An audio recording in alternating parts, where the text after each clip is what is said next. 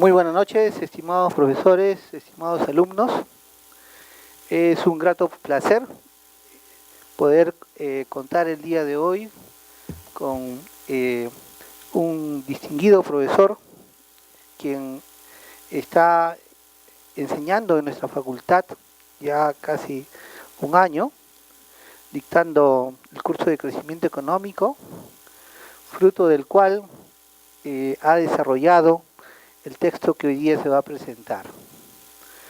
Es para nuestra facultad un gran placer, un gran honor haber contado con su valiosa colaboración. El profesor Félix Jiménez, de quien tengo la suerte y el honor de haber sido su alumno, es uno de los economistas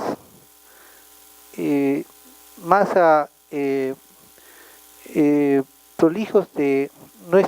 prolíficos de nuestro país. Hasta donde yo conozco, he visto directamente 5 libros escritos por el profesor Félix Jiménez. Nos comentaba de que tiene 3 libros más. Nuestro profesor de economía más distinguido en cuanto a libros de teoría económica. Buscando un poco en internet y también en mi vieja computadora, donde tengo la manía de coleccionar algunos textos, encontré más de 100 referencias de Félix Jiménez, entre artículos académicos y comentarios en los medios periodísticos. Es por lo tanto uno de los economistas más renombrados de nuestro país. Y es para nosotros un gran honor poder contar con una publicación, sobre todo por haberse desarrollado como fruto de un curso compartido con nuestros alumnos, quienes además también han participado en la redacción, en la elaboración del libro. El libro que hoy día nos va a presentar el profesor Félix Jiménez es un libro que trata de uno de los temas más importantes de la teoría económica, sobre todo aplicada a nuestra realidad y más para nosotros como un país subdesarrollado todavía.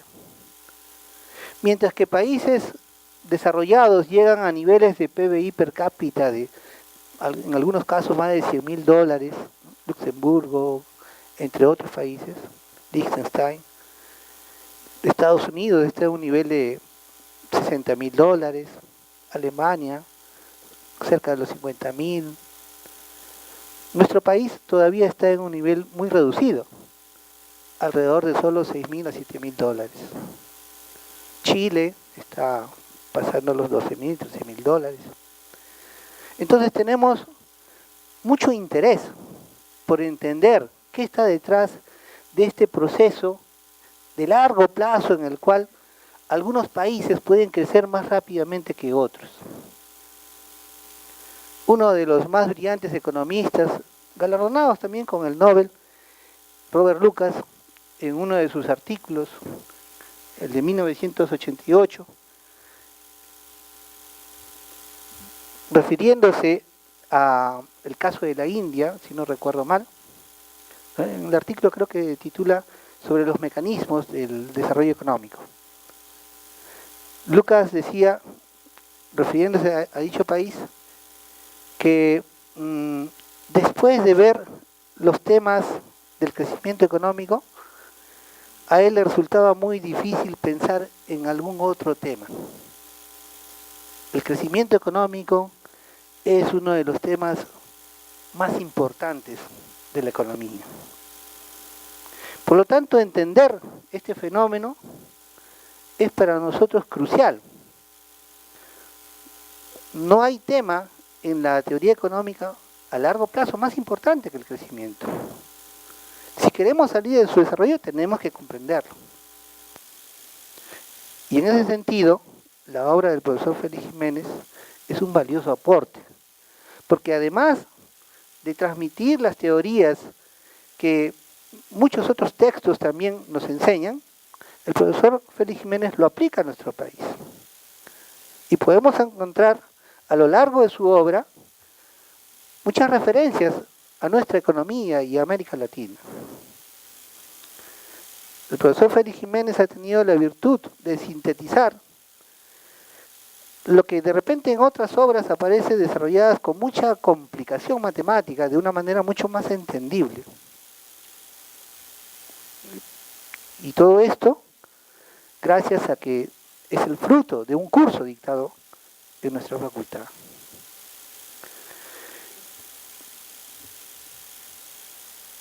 Revisando el libro que hoy se presenta, se puede aprender muchas cosas que a veces no se entienden en un solo libro. Una de las virtudes es de que no arranca solo de los modelos ya conocidos, como el modelo de Solow y Swan para adelante, o de Harvey y Domar, hasta los modelos más contemporáneos.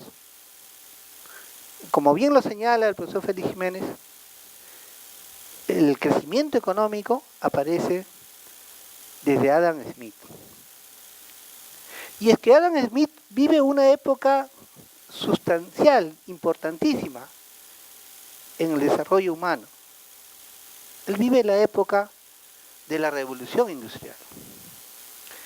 Y cuando uno ve las figuras sobre la evolución de las tasas de crecimiento en el mundo, ve de que hay un punto de inflexión notable en el siglo XVIII. Las tasas de crecimiento hasta dicha época habían sido tremendamente bajas, en muchos casos hasta negativas en muchas décadas. Pero a partir de la revolución industrial, las tasas de crecimiento se aceleraron dramáticamente. Y en estos últimos años podemos ver tasas de crecimiento de hasta más del 10%.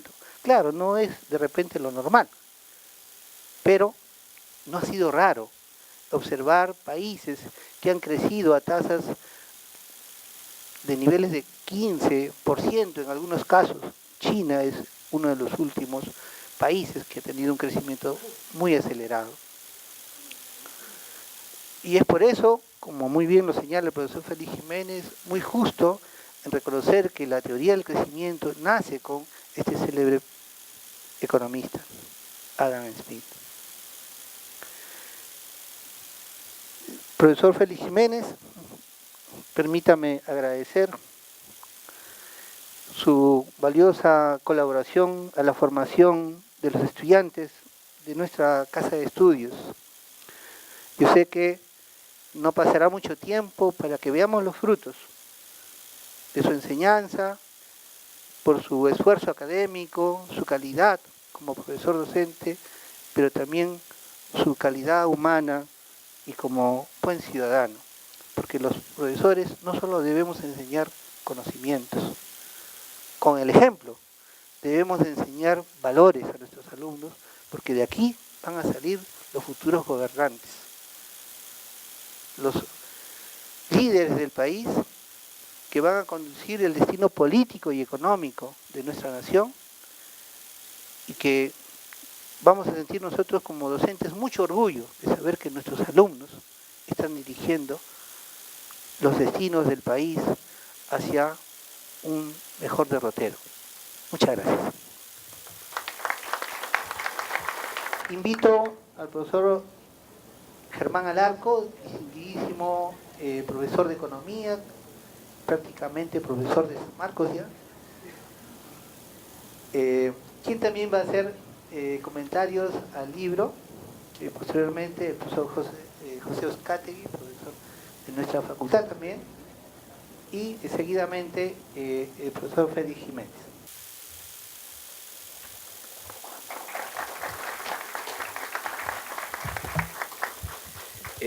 Como siempre, en primer lugar quiero agradecer a la Facultad de Ciencias Económicas de darme la oportunidad de comentar un libro tan valioso como el de Félix.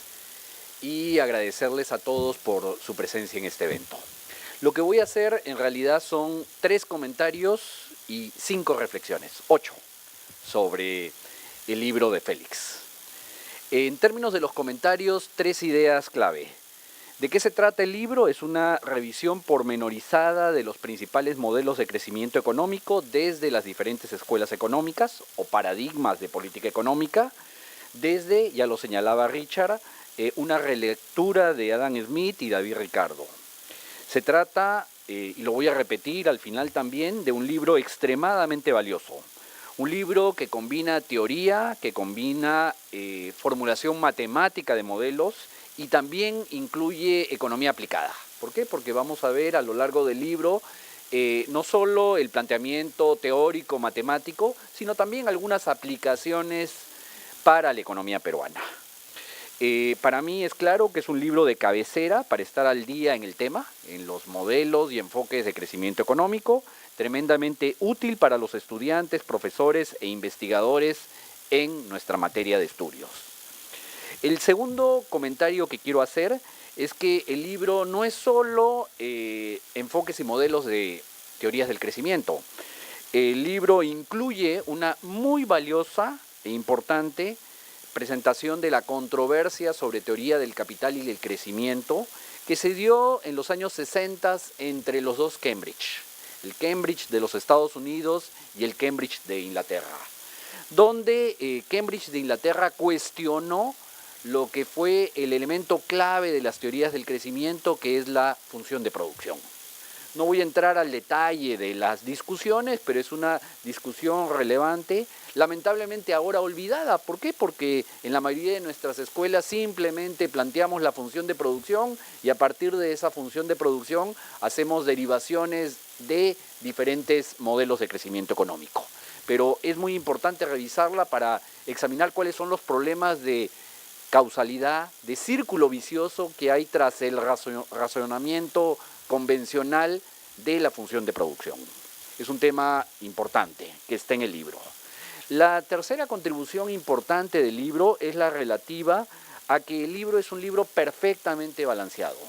Todos conocemos y compartimos la posición de Félix en la crítica y el cuestionamiento del modelo económico, pero vamos a ver en el libro una posición teórica balanceada en términos, lo leo en la página 47, cuando él menciona el asunto de crecimiento y regímenes regímenes, es decir, cuando menciona el tema distributivo y regímenes de crecimiento económico, de que, lo dice claramente, la ruta de la política económica que apoye el crecimiento económico y beneficie a la sociedad en su conjunto, está así abierta con claridad.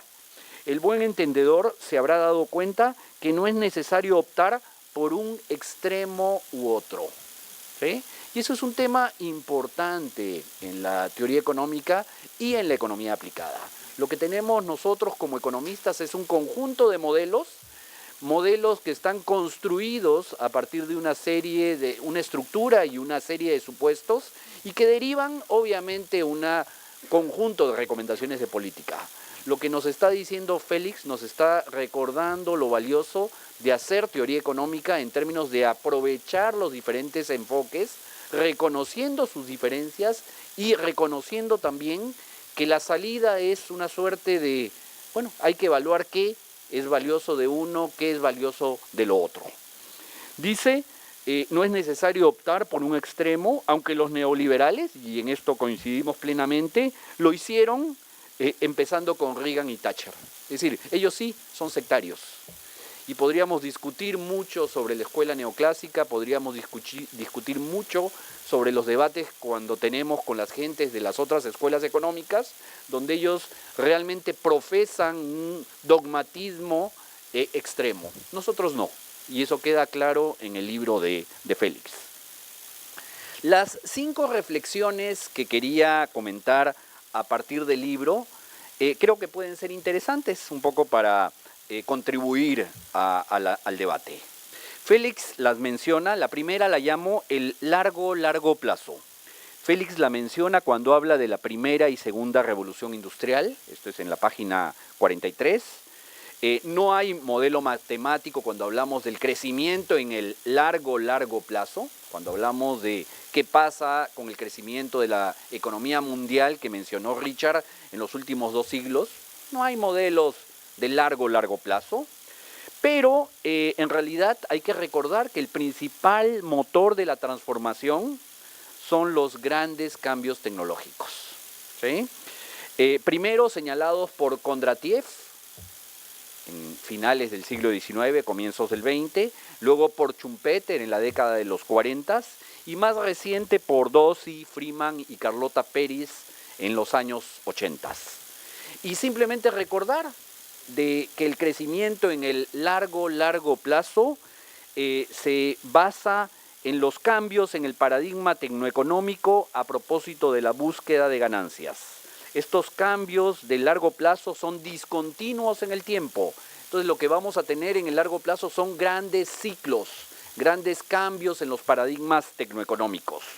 ¿Qué son estos paradigmas tecnoeconómicos? Son combinaciones de innovaciones de productos y procesos interrelacionados, innovaciones organizacionales y en el estilo de administrar que involucran un salto cualitativo en la productividad potencial para la mayor parte de la economía, abriendo oportunidades de inversión y beneficios.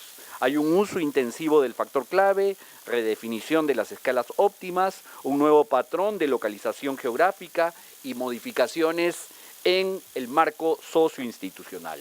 ¿Cuáles son? Simplemente para recordar estos grandes ciclos en la visión de largo plazo: la revolución industrial, la era del vapor y los ferrocarriles, la era del acero, la electricidad y la ingeniería pesada, la era del petróleo, el automóvil y la producción en masa, y la era de la informática y las telecomunicaciones. Esa era la primera reflexión que quería hacer a propósito del libro como un complemento al mismo y que creo que es importante para encuadrarlo. Está en el libro, pero habría quizás que profundizarlo un poquitito más. El segundo comentario reflexivo que me lleva este valioso libro es la segunda, le llamo entre interrogantes, el objetivo del crecimiento económico. Richard lo señaló, pareciera a nosotros economistas que no hay que discutir el punto, pero en realidad sí hay que discutirlo. No es una interrogante innecesaria. ¿Por qué? Porque, lo voy a decir abiertamente, hay ecologistas extremos que señalan que no debe ser un objetivo. Se les llama decrecionistas, al insistir de que mantener las tasas de crecimiento económico nos llevarán al colapso ambiental. Es cierto, hay que anticiparse, hay que actuar para evitar el colapso ambiental, pero eso no nos debe llevar a recusar el crecimiento económico. Y voy a insistir en este planteamiento. Y creo que Félix coincide en el mismo. Es cierto que hay numerosos problemas con la medición del crecimiento económico a partir del PBI. Se ignora los altos ingresos de los inversionistas extranjeros que en el Perú fluctúan entre 8.000 y 11.000 millones de dólares. Todo eso está metido en el PBI. No es riqueza de nosotros, es de afuera. Se omite cómo se lleva a cabo esa distribución funcional del ingreso. Y obviamente la distribución personal. Se omite, por ejemplo, y este es un tema interesante para cuestionar a sus profesores más estándar, que cuando la diferencia entre tasas de interés activas y pasivas es mayor, cuando los márgenes de intermediación financiera son más altos, el PBI crece. Pregunto si eso es positivo para una economía, que los márgenes de intermediación del sistema financiero sean más altos. Yo pensaría que debe ser todo lo contrario. Un sistema financiero es mejor al aparato productivo cuando esos márgenes de intermediación son menores.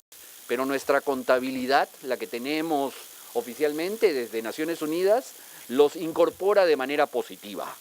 O cuando tenemos mayores gastos de seguridad privada, o cuando tenemos instalaciones conectadas a un generador privado, efectivamente estamos generando producto, pero estamos generando producto más ineficiente. Esto es, la simple agregación de más producto no genera bienestar a la población. Más vehículos privados aumentan el producto, pero generan emisiones al ambiente. El aumento de la rentabilización del sector salud, cuando todas las empresas médicas, todos los laboratorios elevan márgenes y hacen que la salud de los peruanos sea más costosa, pues en positivo contribuye al producto. La pregunta es si eso contribuye al producto, al bienestar y al crecimiento económico. En ese sentido yo coincido de que obviamente el indicador del PBI pues no es el indicador del bienestar. Yo podría trabajar con los indicadores de desarrollo humano del PNUD, corregido por desigualdad. Podría trabajar con el Producto Interno Neto Ecológico. No sé si lo han visto. Se trata del Producto Nacional Neto, menos agotamiento de los recursos, menos los costos por degradación del medio ambiente, que son los costos de restaurarla. Esto es una medición del flujo de producto ajustado por la incorporación, el balance entre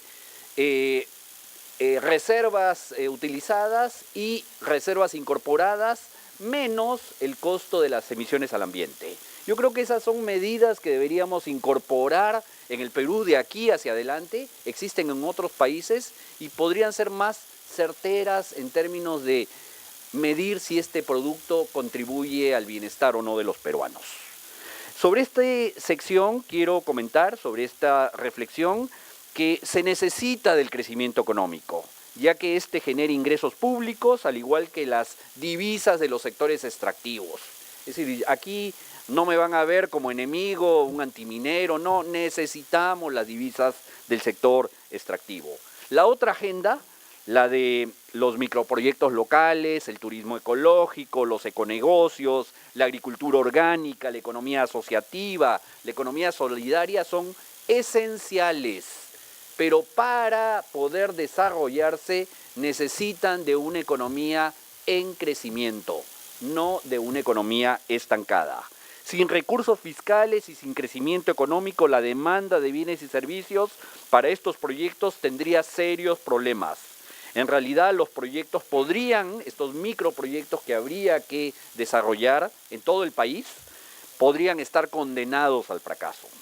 Por otra parte, el crecimiento económico es importante porque un mayor producto per cápita bien distribuido, que considere los elementos ambientales, contribuye, para mí es un tema clave, a mejorar la capacidad de elección de las personas.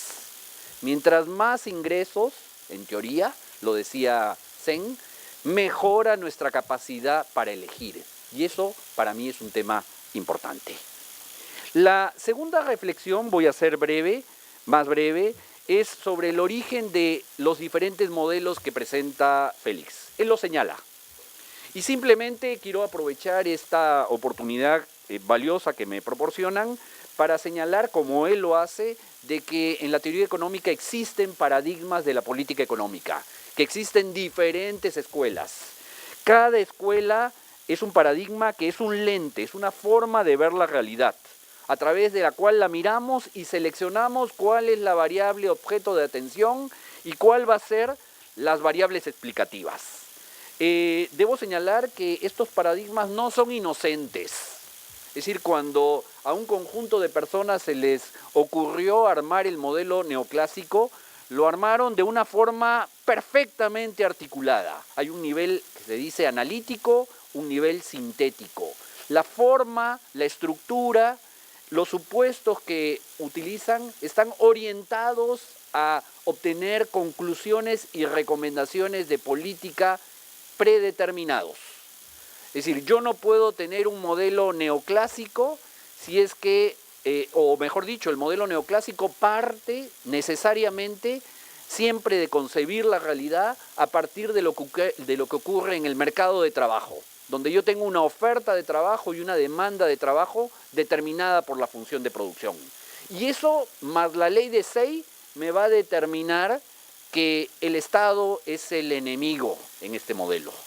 Y me va a determinar que cualquier política por el lado de la demanda es inútil. Esto es, los modelos son entelequias, son construcciones abstractas, pero no son construcciones inocentes. Cada quien arma su modelo conforme a una serie de elementos de forma tal que esté perfectamente articulado. ¿Qué es primero? yo diría, por ejemplo, cuando tenemos las estructuras de los modelos, decíamos que en el neoclásico el mercado de trabajo y la función de producción, en el modelo keynesiano lo que vamos a ver es el mercado de dinero, vamos a ver la oferta y demanda de dinero que me determinan la tasa de interés, que son esenciales para determinar la inversión, y de ahí todo el ciclo. ¿Qué ocurre en un modelo post-keynesiano? Lo que mido es cómo se fijan los precios, y a partir de la fijación de precios llego a la distribución del ingreso, y de la distribución del ingreso llego a determinar el nivel de actividad económica. Entonces yo creo que es un tema importante que está en el libro de Félix y que debemos resaltar. ¿Cuáles son los orígenes de las diferencias de los modelos? Un tercer tema, una cuarta reflexión, ¿sí?, es la relativa al crecimiento económico y financiarización. Es interesante señalar que de la revisión de todos los modelos de crecimiento que se incorporan en el libro, solo se establecen vínculos con el mercado de fondos prestables, con el mercado ahorro e inversión. Pero ninguno, interesante, con el sistema bancario, con el sistema financiero tradicional, con las nuevas instituciones del sistema financiero, como por ejemplo las fiduciarias, y con toda la lógica de operación del sistema financiero. Y lo señalo porque es un tema muy vigente en las economías desarrolladas y creo que también importante en nuestras economías, que es el fenómeno pernicioso de la financiarización. ¿Cuándo ocurre financiarización?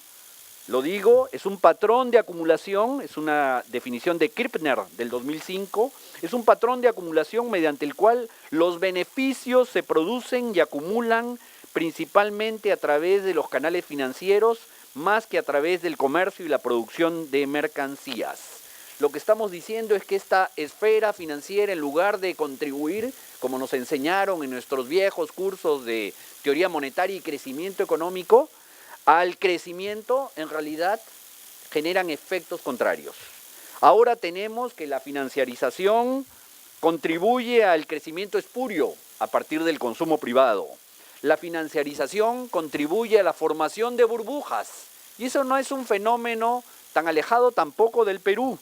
Y también conducen al estancamiento productivo, ¿sí? Y en ese sentido yo creo que es un tema importante. Es un tema que surge a partir de la lectura de este libro, como un tema que hay que profundizar.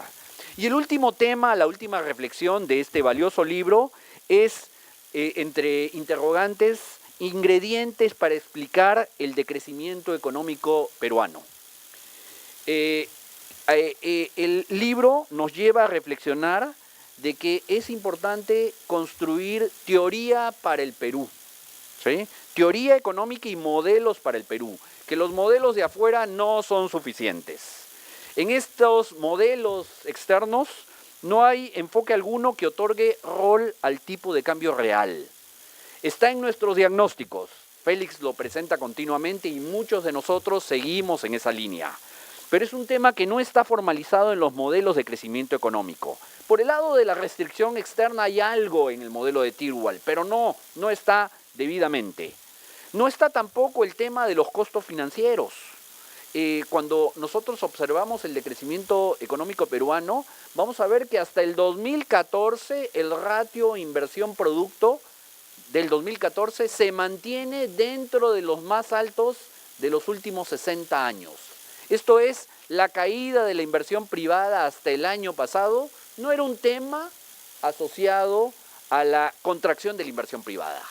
Y en ese sentido hay que revisar nuestros enfoques. Hay que examinar, como lo comenta Félix, el tema de la relación capital-producto. Y yo creo que la relación capital-producto en el Perú ha crecido mucho. ¿Por qué? Porque predominan los proyectos extractivos. La relación capital-trabajo es una relación muy alta. La composición en moneda extranjera de la formación bruta de capital es muy alta, reduciendo el multiplicador del gasto. Esto es, si entendemos que la inversión productiva genera capacidad productiva, ahora, con este modelo de crecimiento, generamos menos capacidad productiva que antes. Y si entendemos que la inversión también genera demanda, también la genera menos por su elevado componente importado.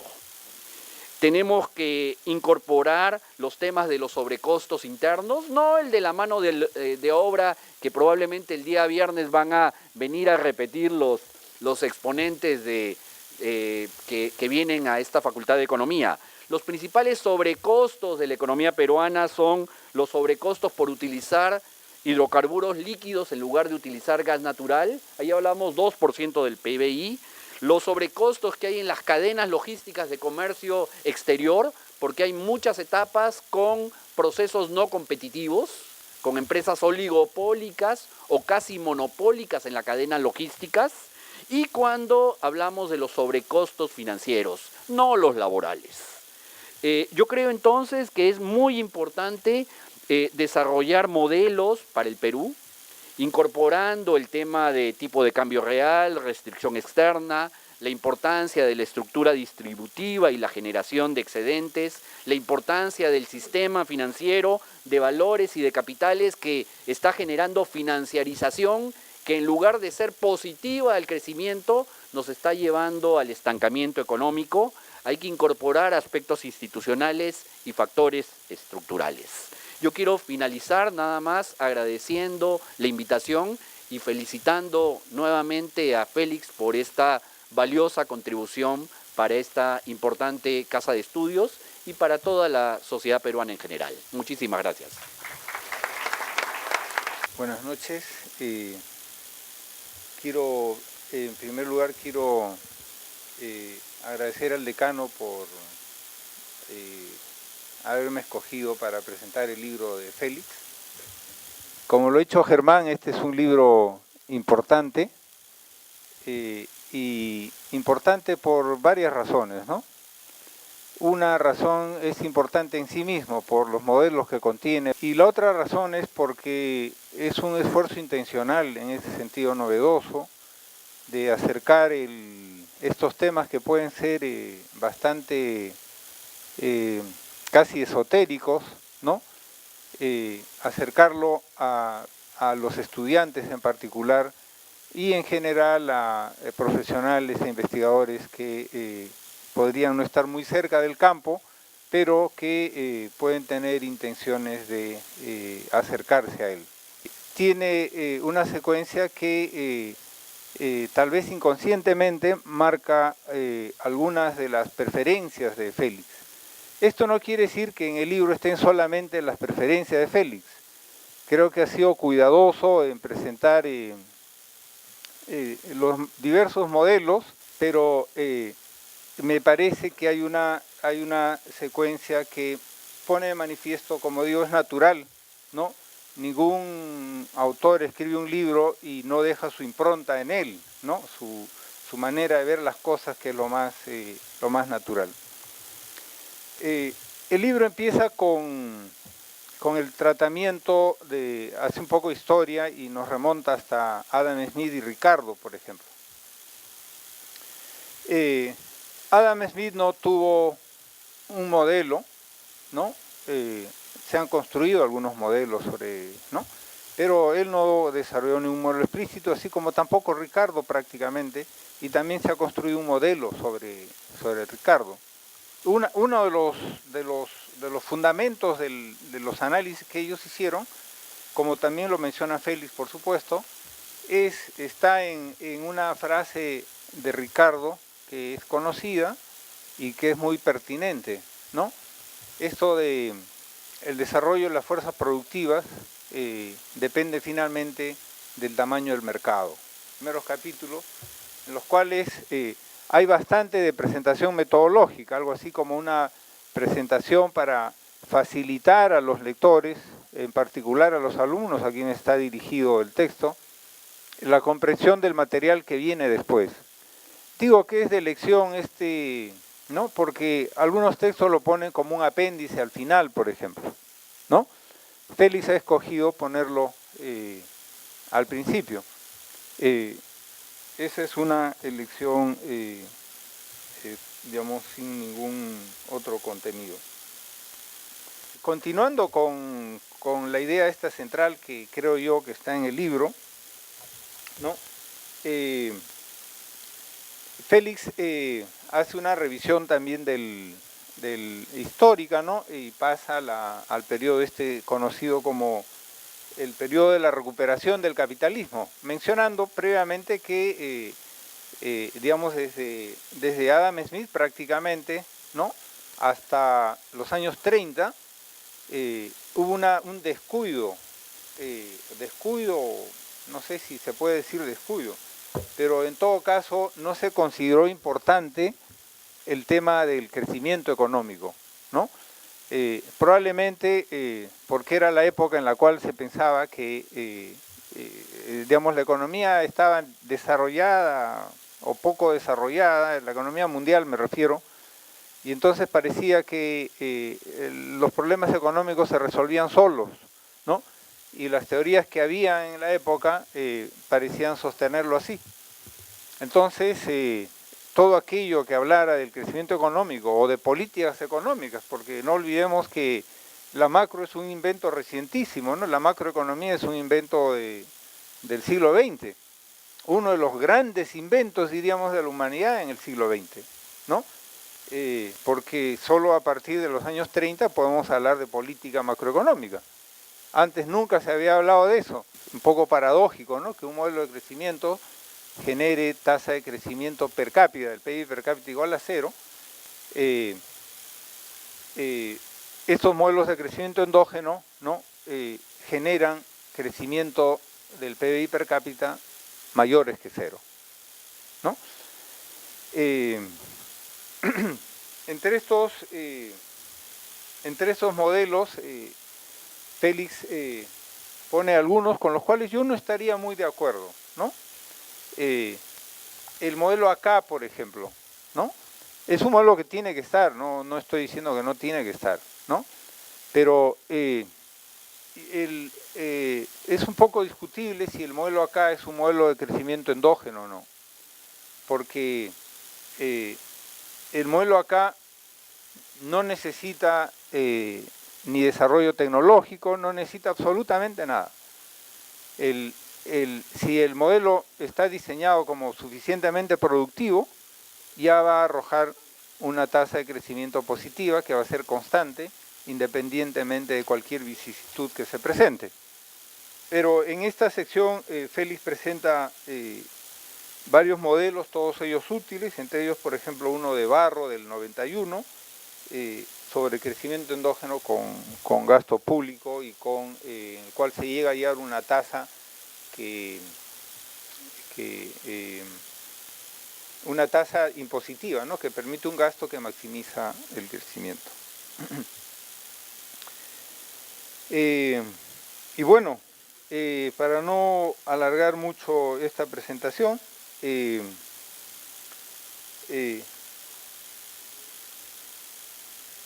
Félix, cerrando el círculo que, como dijimos, había empezado con esa discusión o inicio del texto con la discusión sobre Smith y Ricardo, ¿no?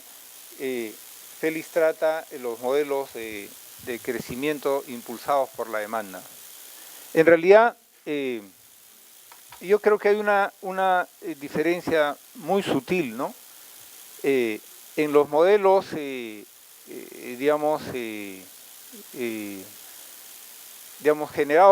liderados por la oferta, por ejemplo, los modelos son concebidos en el largo plazo, ¿no? En el largo plazo se considera que la economía no solo está en equilibrio, sino está en su plena capacidad, produciendo su plena capacidad. Entonces, en los modelos, el problema del crecimiento es el problema de aumentar la capacidad de la economía. En los modelos liderados por la demanda, ahí se retoma esta expresión de Adam Smith, ¿no?, que el aumento de las capacidades productivas del trabajo, ¿no?, depende del tamaño del mercado. O sea, la demanda es la que genera no solo el crecimiento, sino también el desarrollo tecnológico, ¿no? Entonces, bueno, son las dos grandes variantes, diría yo, de los modelos de crecimiento económico, y que están presentes y bien desarrolladas en el libro de Félix. ¿Qué cosa no está bien en el libro de Félix? Acá hay problemas de imprenta, ¿no? Hay algunos errores tipográficos, o hay, digamos, diría que ha necesitado un tratamiento un poco más cuidadoso de parte de los encargados de la conversión del texto en libro, ¿no? Eso sería todo. Quiero felicitar a Félix, quiero felicitar al decano por la preocupación por, creo que es nueva esta de promover la publicación de textos, y quiero felicitarlos y agradecerles a ustedes por estar presentes también. Realmente estoy en un dilema. Había preparado unas notas, ¿no? Pero después de haber escuchado a los dos comentaristas, me pica la lengua. No sé si hay tiempo, ¿no? O puedo hacer las dos cosas, puedo hacer un híbrido, ¿no? Pero primero quiero agradecer muy sinceramente a los dos comentaristas y en especial a Germán Alarco, ¿no? Ha hecho un conjunto de reflexiones con todas las cuales estoy en absoluto de acuerdo, y efectivamente es como un plan de trabajo, ¿no es cierto? Esta teoría de la larga duración que empieza con Brodel, con Brenner, ¿no? Que sigue Giovanni Arrighi, que no empieza con Kondratiev o con Schumpeter, ¿no? Es un tema que se sigue discutiendo, que también lo abordó Eric Hobsbawm en su trabajo sobre la revolución industrial, cuando se preguntaba, ¿qué originó la revolución industrial? ¿Fue un problema que, de invención a lo Robinson Crusoe o fue, digamos, el resultado de la expansión de los mercados? Él en eso es bien smithiano. Y esto sigue discutiéndose hasta ahora, ¿no? Yo voy a mencionar mis opiniones sobre esas 5 reflexiones que me parecen bien importantes de Germán. El otro tema que también está trabajando, o sea, hay mucho material, la incorporación del tema ambiental en las teorías del crecimiento. Eso me parece también central. Hace tiempo que se discute efectivamente si el producto per cápita puede ser un buen indicador de bienestar. Hay discusiones y justamente porque en los modelos no se está tomando en cuenta, ¿no?, el tema ambiental. Desafortunadamente, digo desafortunadamente por mis predilecciones, son los neoclásicos los que están incorporando en los modelos neoclásicos el tema ambiental, ¿no? Pero yo creo que esa es otra reflexión que hay que tomar, ¿no?, como un reto para incorporar en los sílabos de nuestros cursos. Me parece un excelente punto que planteó Germán. Por otro lado, la reflexión esta sobre los orígenes de las diferencias que hay entre los distintos modelos. Allí hay un tema, ¿no?, yo diría epistemológico, ¿no es cierto?, que nos debe llevar a reflexión. O sea, ahí yo diferiría un poco de Germán. No es solo, digamos, cómo se estructura la teoría, si una privilegia, no sé, el mecanismo de los precios y los otros no, ¿no? Porque eso después son problemas derivados, ¿no? Por ejemplo, si vamos a los modelos de crecimiento endógeno, estos modelos, cuando usan funciones de producción neoclásicas, tienen que anular la presencia de rendimientos marginales decrecientes del capital para que haya crecimiento endógeno. ¿Y eso qué quiere decir? Que la teoría de la productividad marginal, ¿no?, ya no funciona con estos modelos de crecimiento endógeno, porque ya no se admite que haya rendimientos marginales decrecientes del capital. Entonces el teorema de Euler tampoco tiene importancia aquí. Y lo que se requiere es otra microeconomía. Pero yo creo que el punto que señala Germán como necesidad de reflexionar el tema me parece central. Esto yo marginalmente lo toco en mis clases cada vez que hay oportunidad, porque yo creo que es, desde el punto de vista de la construcción de las teorías, es fundamental. Por otro lado, el cuarto punto, la financiarización. No se toca en el texto, pero está abierta la puerta. Modelos como el de Barbosa de Filo, que dan lugar a teorías de la inversión distintas, ¿no? Por ejemplo, yo allí menciono en el libro que la teoría de la inversión que el mismo Da Filo propone puede basarse en la teoría de Minsky, ¿no? De Hyman Minsky, que es justamente uno de los primeros que habla del tema de la financiarización como la generación de ganancias solo en los circuitos financieros, ¿no? Y que genera además inestabilidad, ¿no? En la economía. Están después los trabajos de Epstein, de Paley, etcétera, otros que conoce bien Germán. Ahora, incorporar este tema en modelos de crecimiento determinados por la demanda, no, requeriría pues un curso más largo, ¿no es cierto? Porque efectivamente este es un tema de moda, es un tema actual, es un tema que corresponde a la realidad actual del capitalismo mundial. Pero lo que quiero señalar aquí a propósito de la reflexión que hace Germán es que solo vía las teorías del crecimiento impulsadas por demanda se puede incorporar la financiarización. O sea, no es por casualidad que los autores que han trabajado el tema son autores de raíz, ¿no? Keynesiana, neo-keynesiana, post-keynesiana. ¿Por qué el título del libro? Ya varios me preguntan, mis alumnos también curiosamente me preguntan, he escrito yo un libro de macroeconomía con el subtítulo Enfoques y Modelos, un libro de macrointermedia, he escrito un libro de crecimiento, ahora apuntes de crecimiento, basado en mis clases en esta universidad, con el subtítulo Enfoques y Modelos, ¿no? ¿Por qué? Yo estoy convencido de que la formación plural es bien importante en una universidad.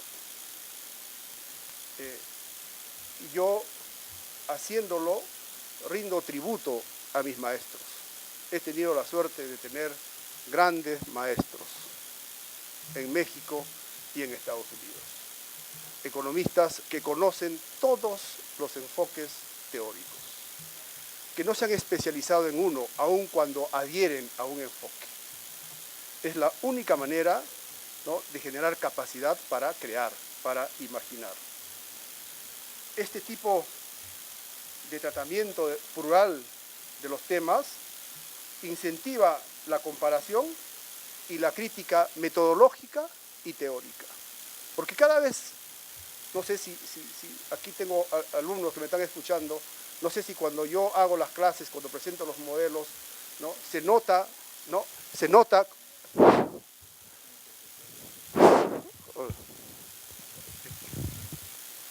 ¿Ahora me escuchan? ¿Sí? Ya. Decía, no sé si mis alumnos notan el esfuerzo que hago, ¿no?, con algunas frases, ¿no?, que a veces se salen de la lógica de la exposición, de señalar que algunos modelos tienen supuestos que no parten de la realidad, o sea, que se construyen.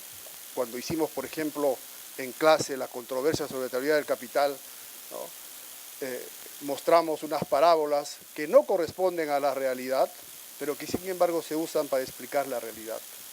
Ese es un tipo, ¿no?, de metodología que se usa en la construcción del conocimiento.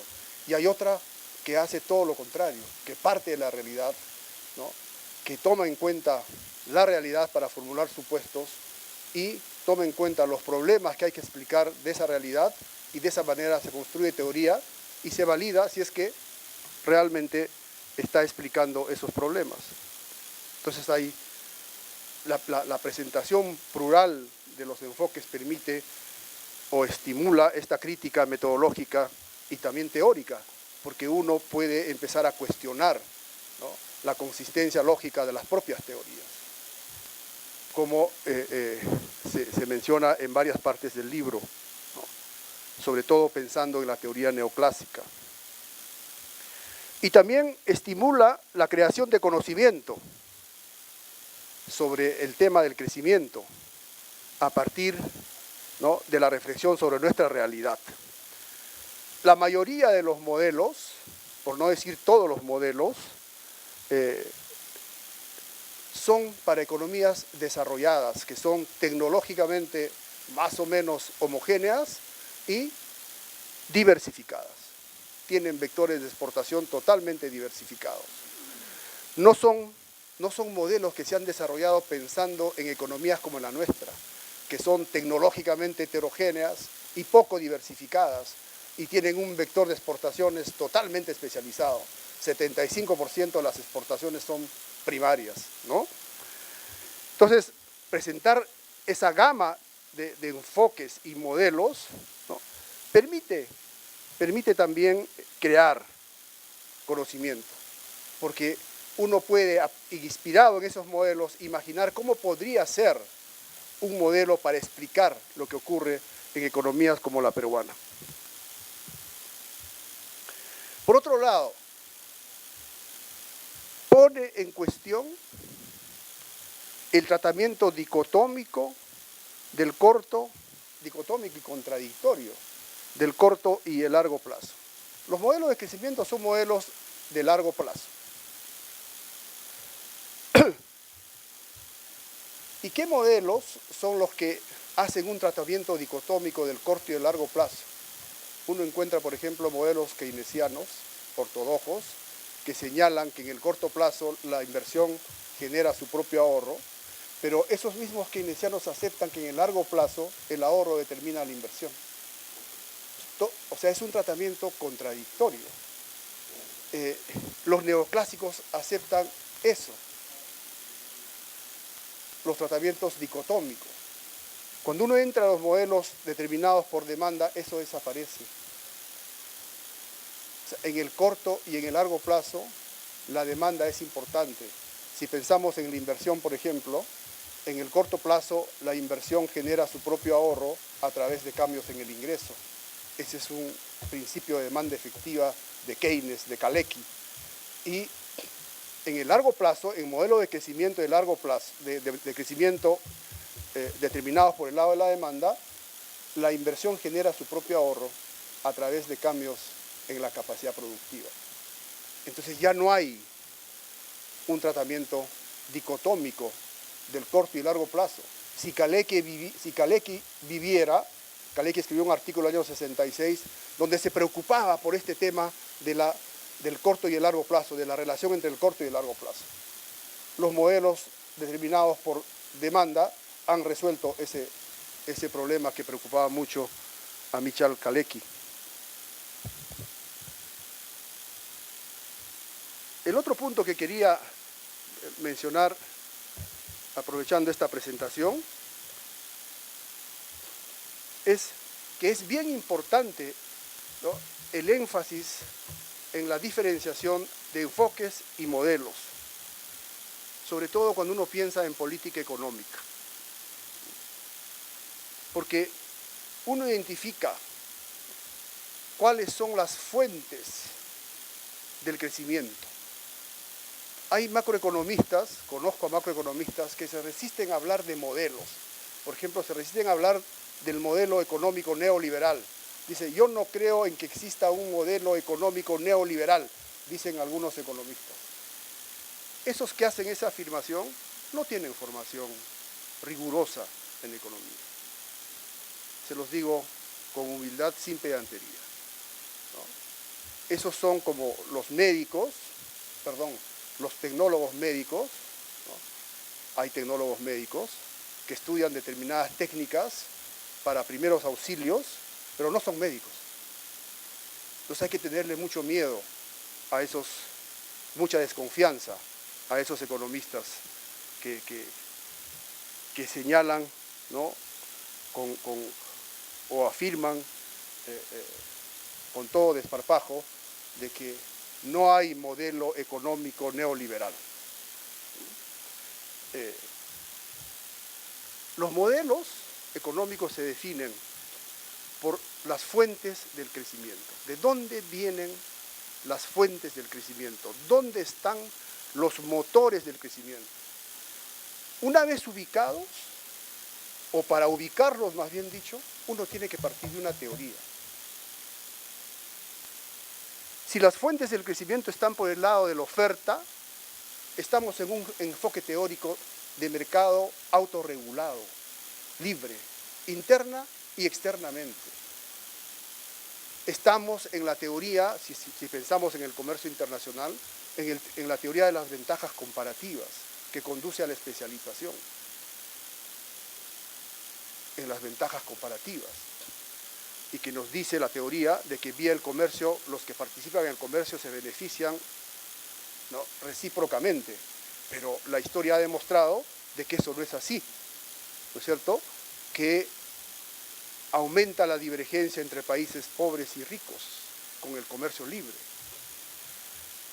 Si las fuentes están por el lado de la demanda, entonces uno tiene que reflexionar por ejemplo, podemos empezar por el lado de la inversión.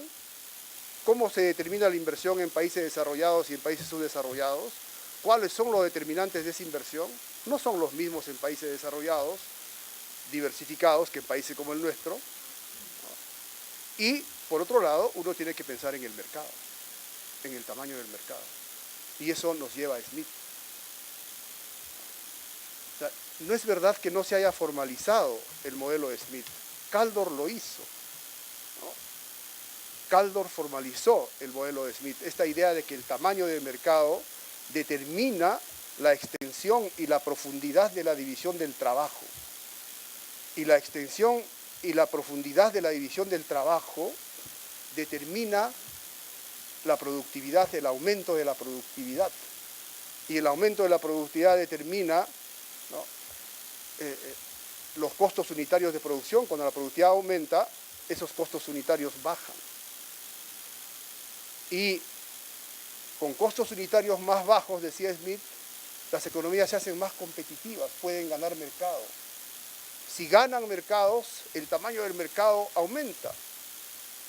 Y si aumenta el tamaño del mercado, aumenta la posibilidad de hacer más división social del trabajo. Aumenta más la productividad, baja más el costo unitario de producción, se gana competitividad. Esa es la causación circular acumulativa de Adam Smith, que Kaldor lo pone en un conjunto de ecuaciones. Entonces, teorías de la inversión y preocupación por el mercado.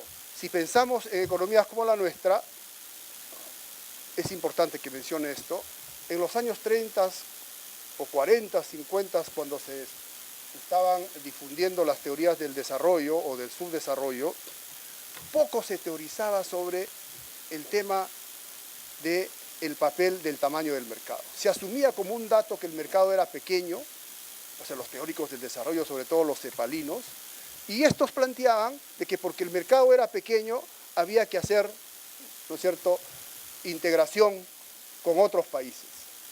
Yo no digo que eso esté mal, pero no se leyó bien a Smith. Porque en el apéndice del libro de la riqueza de las naciones hay dos temas que trata Smith.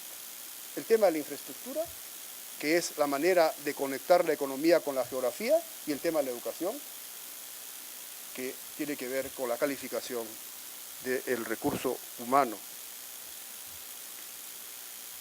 Entonces, para terminar, no voy a entrar a los detalles de la clasificación de los modelos, pero solamente en un tema me voy a, centrar en este momento: el crecimiento endógeno. Hay dos tipos de crecimiento endógeno, dos enfoques y por lo tanto varios modelos bajo esos dos enfoques. Un enfoque que sigue privilegiando los factores de oferta,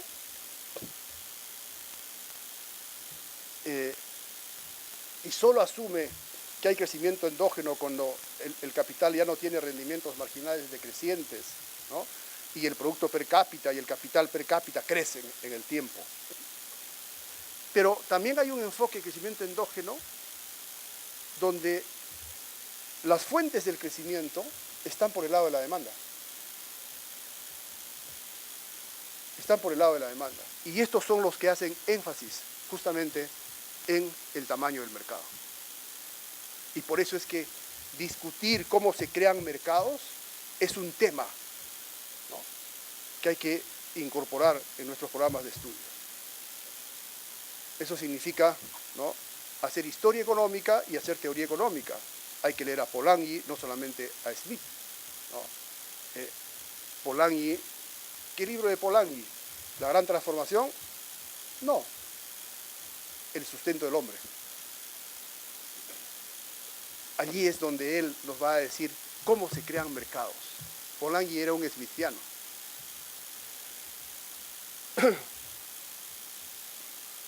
Y a propósito de estos modelos de crecimiento endógeno, impulsados por demanda, mi última reflexión la voy a conectar con la última reflexión de Germán. Perú en este momento está viviendo un momento especial. Yo diría, es el momento de la endogenización del crecimiento económico. Es decir, el momento en el que hay que desarrollar fuentes o motores internos del crecimiento económico. No es la primera vez que nuestro país vive una coyuntura semejante. Ya la ha vivido varias veces. Es más, los teóricos de desarrollo han mencionado esas oportunidades. Uno lee a Zunkel y Pedro Paz, Osvaldo Zunkel y Pedro Paz, su teoría del desarrollo y su desarrollo, y él va a mencionar cuántas veces América Latina ha vivido la oportunidad de endogenizar su crecimiento económico y cuántas veces, por lo tanto, la ha desperdiciado.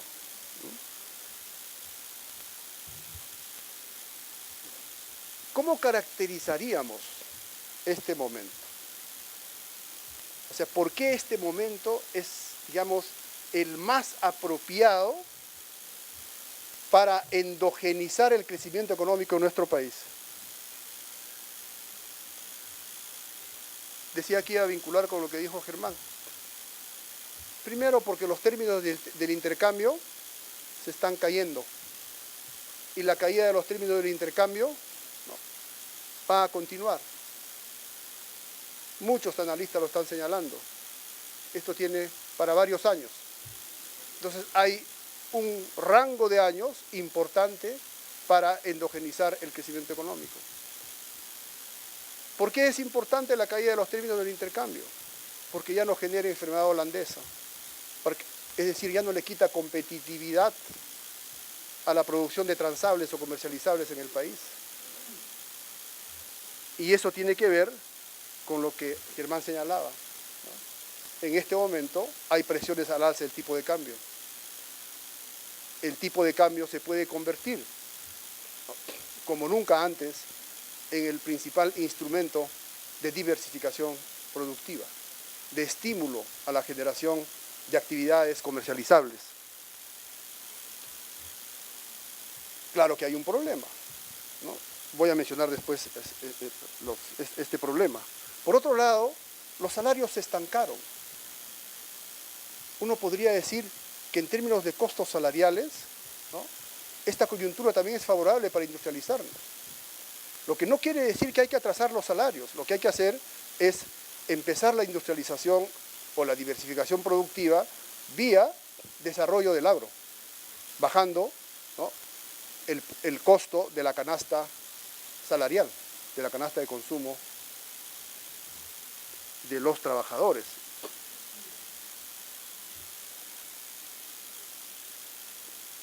¿Por qué el tipo de cambio? Bueno, hay un libro que hice leer a mis alumnos de esta universidad, un libro importantísimo de Jeffrey Williamson, Trade and Poverty, que justamente trata de mostrar con datos por qué el libre comercio no redujo la divergencia entre ricos y pobres, sino que la amplió, ¿no?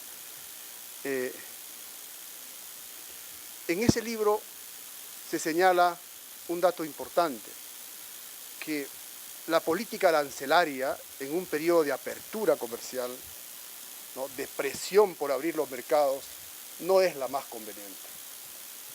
Y en las oportunidades anteriores, nuestros países desaprovecharon justamente esas oportunidades por aplicar políticas comerciales que le quitó competitividad a la industria manufacturera.